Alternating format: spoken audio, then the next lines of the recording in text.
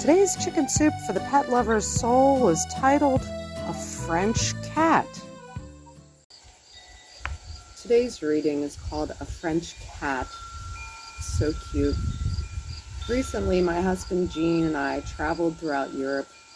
We rented a car, as we always do, and drove along the back roads, staying in quaint, out-of-the-way inns.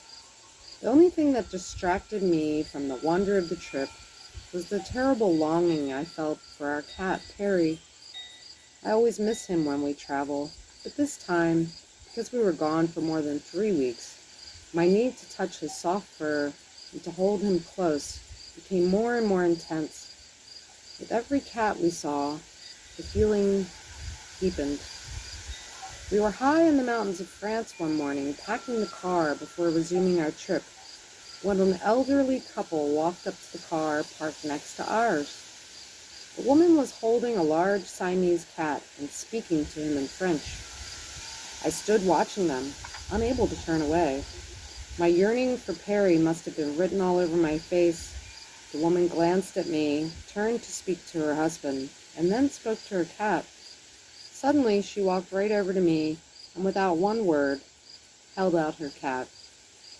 I immediately opened my arms to him. Cautious about the stranger holding him, he extended his claws, but only for a few seconds. Then he retracted them, settled into my embrace, and began to purr. I buried my face in his soft fur while rocking him gently.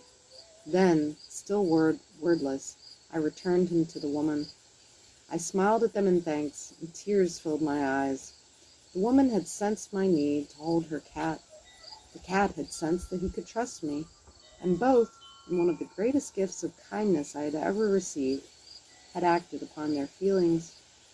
It's comforting to know the language of cat lovers and cats is the same the world over.